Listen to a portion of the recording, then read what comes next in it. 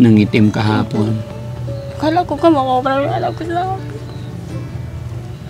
Ano talaga yung babaga mo yung anak ko? Kasi wala po kami. Sana makain mo pa yung mga yan.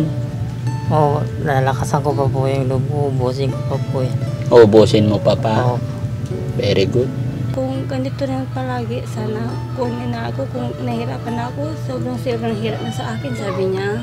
Pangalawang reason tayo bakit kami nandito, dahil nung nag-upload kami, nilagay namin ang GCash namin para ihingi ng tulong si Louie. Tay, may nalikom ako sa GCash, halagang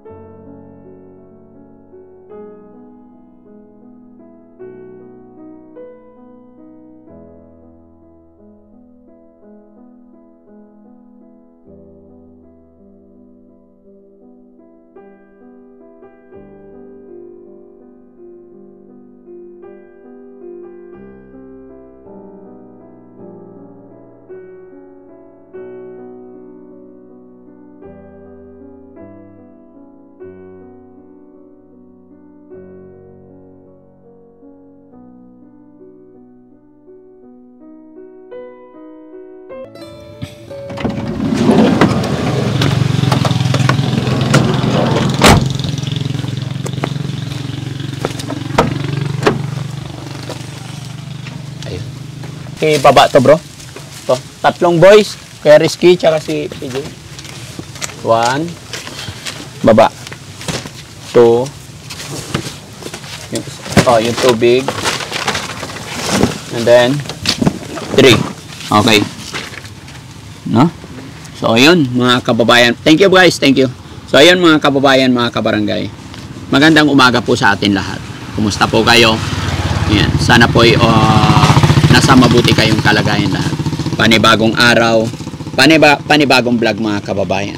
At sa araw na ito, mga kababayan, muli po nating balikan si Kuya Louie, yung na-scout ng ating team, binata, na nagkaroon po siya ng sakit na leukemia. At nanawagan po siya sa atin, nanawagan din sa ating mga kababayan na humihingi ng kaunting tulong. Actually, mga kababayan, unang punta pa lang natin, nabigyan na natin siya ng bigas and then kaunting tulong financial, halagang 10,000. Pero syempre, mga kababayan, muli natin balikan para mas makatulong pa tayo. Maibsan man lang yung hirap, sakit na pinagdadaanan ng ating kapatid. Kaya sa araw na ito, mga kababayan, nag-grocery ang Team Daddy Frankie para ito, ipamigay natin.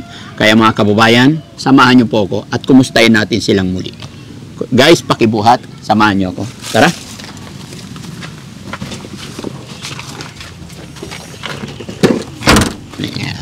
Let's go, guys!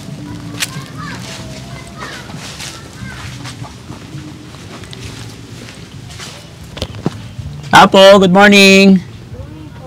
Ay, kumusta kayo dyan, Nay? Ayos lang po. Ayan, nandito na naman ako. Sige po, pasok po. Si Louie, kumusta si Louie? Walang po. Ayan. Ayan. Anong balita? Kumusta na? Medyo ano po, giniginaw po. Medyo? Giniginaw po ako kahapon. Giniginaw ka kahapon. Tapos nahihirapan po, sumisikip po yung paghinga.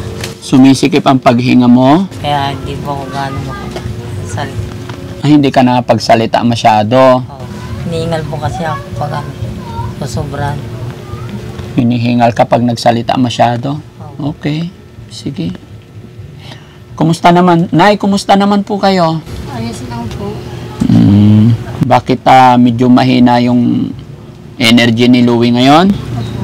Kahapon pa po, isang araw niya na ganyan po. Tapos, nanginginig po siya. May gamot ba siya? Meron po. Pero nakainom naman siya, ganun pa rin. Nainom siya. Po. Ay, pag pinapakain ko ng kanin, sinusuka niya po. Bakit? What Tubig if lang, tubig lang po. tubig lang? Po. What if dalhin nyo siya sa pa-check up nyo ulit, dalhin nyo siya sa ospital? Gusto mo? Hindi nyo siya anong napag-usapan nyo? Kumusta nga pala? Di ba galing ako dito? Anong sabi ng tatay ni Louie nung galing kami dito? Maraming salamat po. Ha? Maraming salamat po sa binigay niyo po sa amin po. Na pera po, nakatulong sa amin din po. Tapos pinabili ko na po ng higaan niya kasi nahihirapan po siya. Ay, ito. Okay, very good. Pwede ba akong umakyat dyan para makuha yung usapan namin? Ayan. Akyat tayo, guys. No? Ayan. Okay lang, Louie? Okay na. Sige lang kung nahirapan ka magsalita, okay lang, walang problema yun. Si nanay na lang kausapin ko. No? Anong almusal niya? Sayang po. Kasi pag pinapakain ko ng kanin, sinusuko niya rin po. Ang gusto niya, tubig sa kalugaw, yun lang po. Ayaw niya, ayaw mapilit na pagkain. Pag sinabi niyang ayaw talaga. Okay. Saka sabi sa akin niya, huwag mo ko iwan na kasi masamang pakiramdam ko, sabi niya kahapon. Kaya hindi ako umalis dito sa bahay. Okay.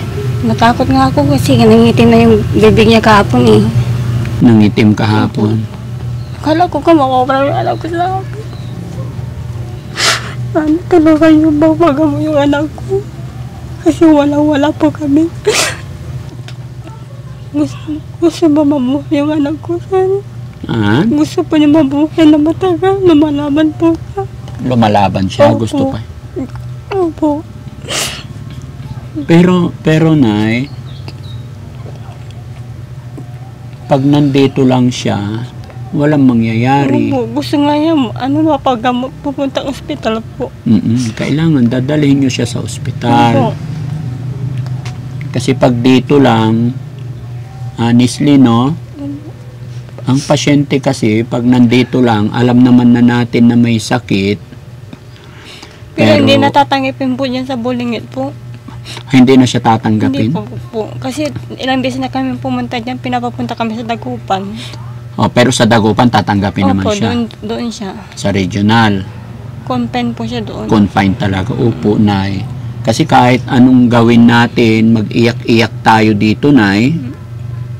Pag handito lang sa bahay, pasensya na ha, Opo. talagang mamamatay. Nay, nanghihina ako, sabi niya. Kasi kung masasalin ako siguro ng dugo, lalakas ako, sabi niya. Correct. Opo. Kaya tayo na nag-aalaga, tayo na magulang, gagawa tayo ng paraan. Opo. Hindi yung iyak-iyak lang tayo, pero hindi naman natin dinadala. Sorry na yan. Opo. Kasi kawawa naman si Louie kung hihintayin lang natin na mamatay siya. Sabi pa niya, gusto pa niyang mabuhay. Kaya dapat gawan natin ng paraan, Nay. Opo. Kaya sana kayong mag-asawa, dalhin natin siya. No? Opo. Yan. Pero sige, ganito yan, Nay. Kaya kami nandito, naalala ko yung sinabi ni Louie na, yun nga, masaya siya pagka nandito, may pumapasyal, may nakausap. The same time, gusto kong makumusta kayo, malaman kung ano nangyayari. Kaya ngayon, nagdala ako ng grocery, no? Para may pangkain, pang-ulam, kung anong pwedeng maitulong. Alam kong makakatulong, no? Guys, pakipasok nga yung grocery, pakilagay dito. Huh?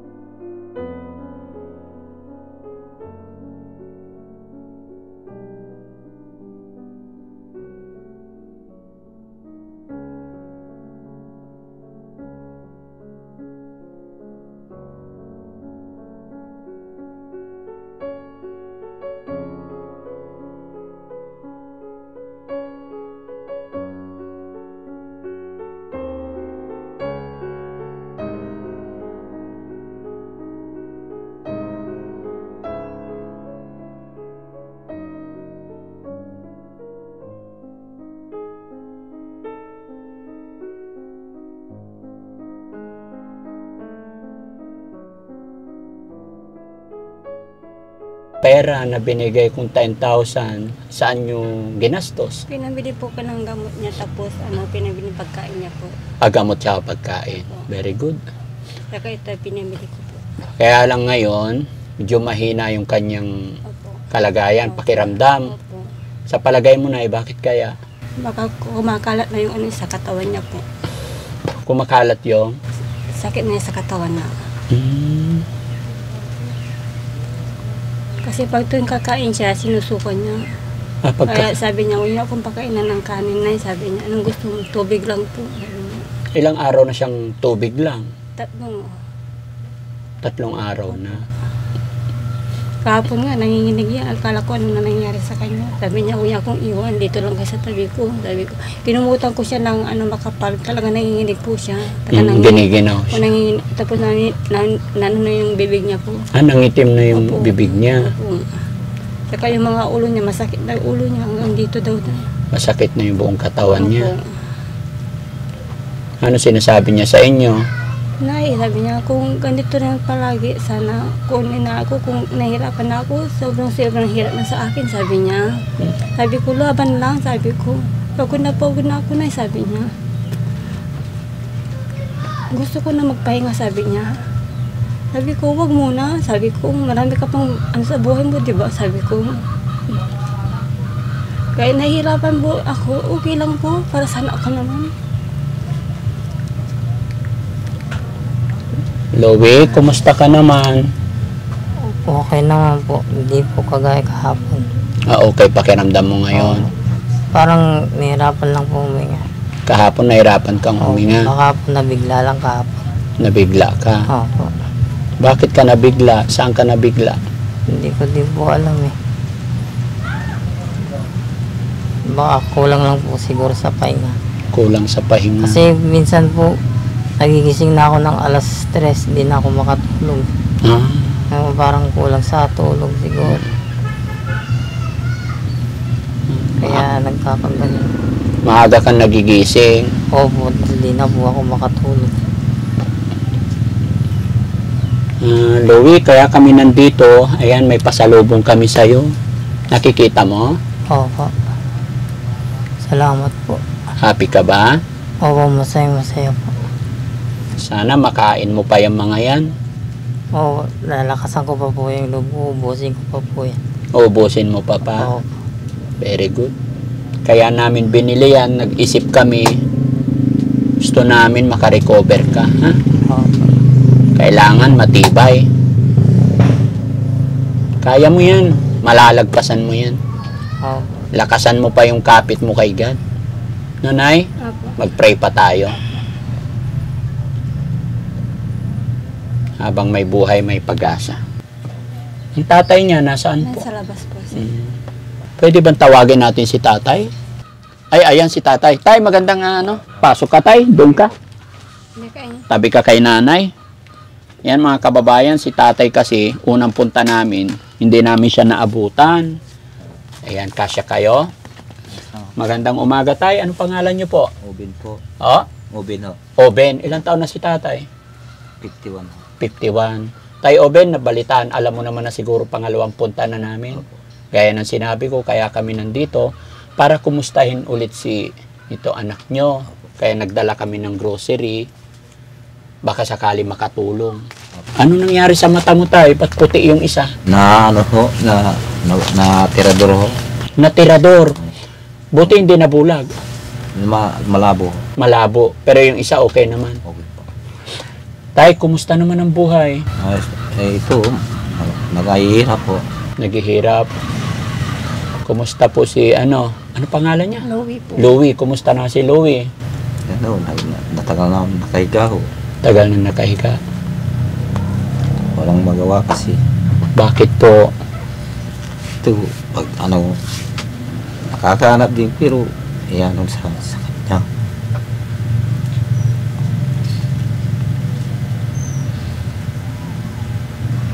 Sa hirap ng buhay. Alam ko tay, bilang isang ama, nahihirapan kang makita ang iyong anak na ganyan ang kalagayan.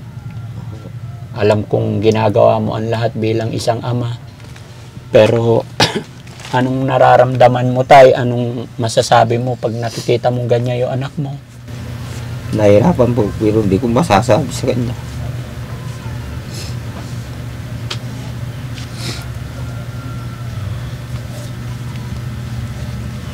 Kasi wala akong magawa eh.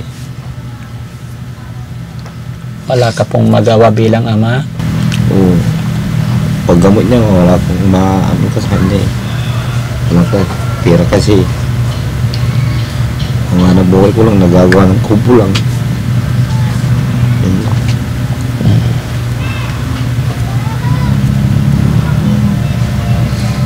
Gaano kahirap tayo na nakikita mo si Louie na ganyan?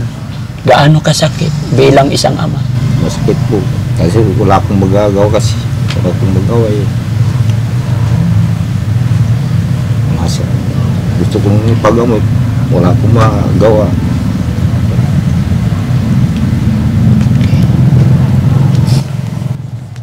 Sige, Tay. Tay, yung unang punta namin, gaya na aking sinabi, in-upload namin at kami rin, isa kami sa nanawagan dahil yun ang panawagan ni Louie saka si nanay na humihingi ng tulong sa ating mga kapatid na nakakapanood. Pangalawang reason, Tay, bakit kami nandito, dahil nung nag-upload kami, nilagay namin ang GCash namin para ihingi ng tulong si Louie. Kaya, Tay, may mga taong may mabubuting kalooban at nagpadala sila, nilista ko, Tay, yung mga pangalan na nagpadala, no? Hindi man kalakihan po kasi hindi naman natin talaga, kumbaga hinihintay lang natin dito ay yung kusang loob, yung may mga extra. Alam naman po natin na sobrang hirap din talaga ng buhay.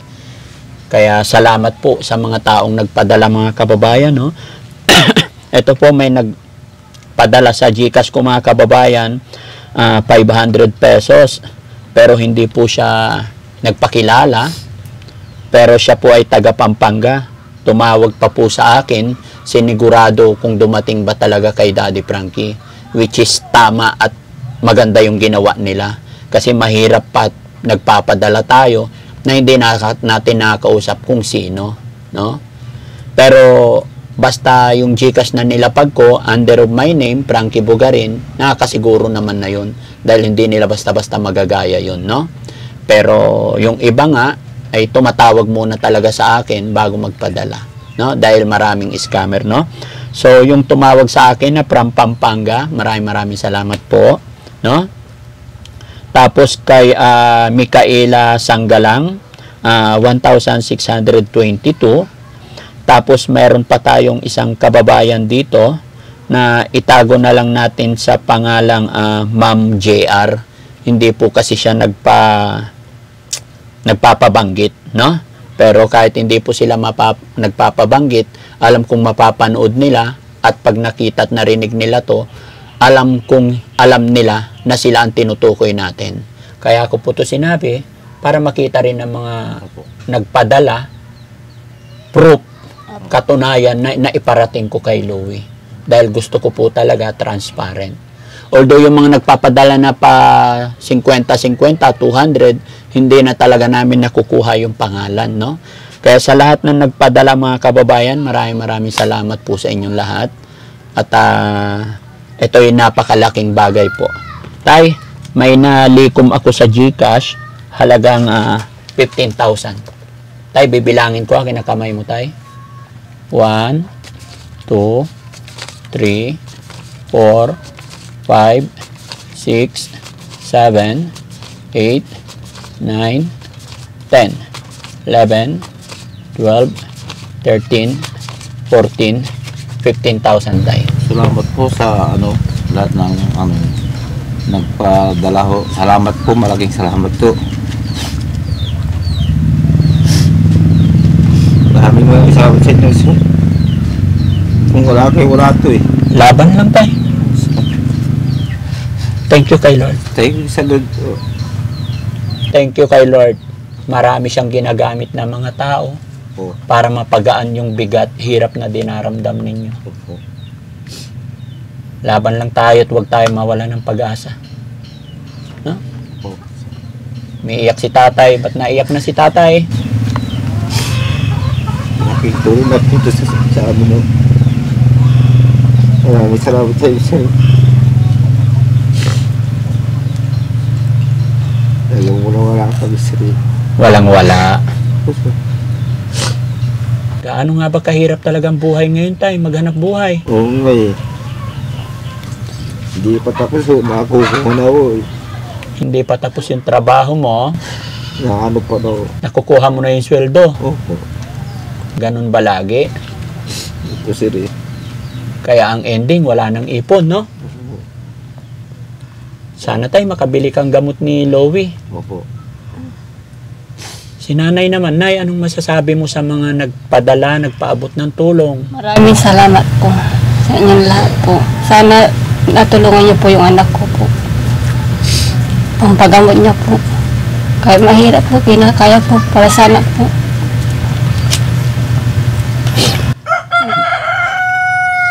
Yung mga kababayan, si tatay naging emosyonal. Hindi niya po inaasahan yung blessing na matatanggap nila para sa kanilang anak. Ramdam ko po yung bigat, hirap na nararamdaman nila. Yung feeling na nakikita mo yung anak mo na nahihirapan. Pero wala kang magawa dahil sa hirap ng buhay. Walang pera. Tapos biglang may blessing na darating para sa iyong anak. Mapapaiyak ka na lang talaga. Sige lang tayo, laban lang tayo tayo. Maraming mapagmahal nating mga kababayan. At higit sa lahat, andyan si God. Hindi niya tayo pababayaan. Huh? Lowy, ano naman ang masasabi ni Lowy? Maraming salamat po sa lahat ng tumulong, nagpadala sa mga binigay niyo pong grocery. Kung hindi po dahil sa inyo, hindi po ako matutulungan. At salamat din po kay God. Kung siya yung gumawa ng paraan para matulungan niyo po ako. Salamat po. Basta magpipray ka lang. Opo. Nag-iba yung ano niya ngayon, Nay. Nag-iba yung galaw ng mata niya ngayon. Opo. Basta wag kang mawala ng pag-asa, Lowy, ha? Laban lang. Bibili si tatay ng gamot mo at kung ano ang pwede pang gawin at sana makabalik pa kami. Lowy, maraming nanonood sa atin. Maraming umiyak, napaiyak doon sa unang videos natin. May gusto ka pang sabihin? Mga kababayan, sa mga may mabubuting puso po. Sana po patuloy niyo pa rin po akong tulungan kahit hindi ko pa po alam kung ano pong mangyayari sa akin sa susunod. Kung mabubuhay pa po ba ako, gagaling pa po ba ako. Kahit konting financial lang po pang gamot, matulungan niyo lang po ako. Kasi hirap na po kami. Kahit ano pong gawin namin na wala po talaga, hindi po talaga sumasapat. Kaya sana po matulungan niyo po ako. Matulungan niyo pa po ako. Yun lang. Maraming salamat po ulit sa tumulong. Kaiyak naman, Lowy, yung panawagan mo. Pati ako, mga kababayan, nakaraang punta ko talagang naluluha na ako. Kung mararamdaman nyo lang, kung nandito lang kayo. Ayon kay Lowy, tanggap na po niya, mga kababayan, kung ano yung bigay ni God sa kanya. Pero pinapakiusap niya, gusto niyang humingi ng tulong, pambili daw ng gamot para marugtungan ang kanyang buhay. Napakasakit sa magulang na marinig na gano'n ang sinasabi ng anak. Iyak si tatay. Tay, anong masasabi mo tayo sa panawagan ni Lowy? Anong sasabihin mo kay Lowy, tay? Kasi ganyan yung mga sinasabi niya. Dapat na magpalakas ka para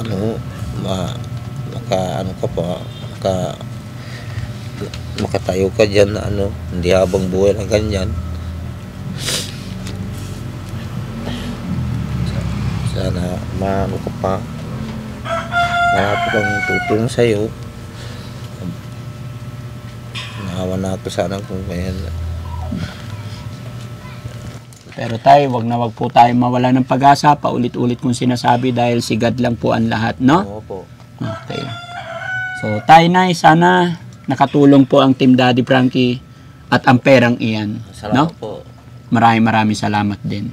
Ayun, mga kababayan, mga kabarangay, sabi po ni Lowy, medyo hindi maganda ang kanyang pakiramdam ngayon, kaya hindi na namin masyadong habaan ang aming pakipag-usap. Pero ang huli kong panawagan sa inyong mga kababayan, gaya ng sinabi ni Louie, siya po pa rin po ay kumakatok sa inyo sa mga may mabubuting kalooban, pandagdag po, pambili ng gamot, para marugtungan pa ang buhay ng ating kapatid na si Louie. Kaya mga kababayan, muli po sa lahat ng mga kababayan natin sumusuporta kay Daddy Frankie, lahat ng nakakapanood ng bidyong ito ngayon, maraming salamat po. Pakishare din po ang video. Kayo po ang dahilan, kasama si God, para mapag-abot ng tulong sa pamilyang ito. Kaya muli po ilalagay ko po dyan ang GCash, baka sakaling may extra kayo, kahit piso lang kabayan, malaking bagay po yun para sa pamilya, para kay Louie na may mabigat na pinagdaraanan. At si Daddy Frankie rin po mga kababayan ay papaalala sa inyong lahat, sa atin lahat, ingatan po natin ang ating sarili. Huwag nating abusuhin ang ating katawan. Mahirap po ang magkasakit. No? Thank you so much. Magandang gabi po sa atin lahat mga kababayan. Naway pagpalain tayo ng Diyos at ilayo tayo sa anumang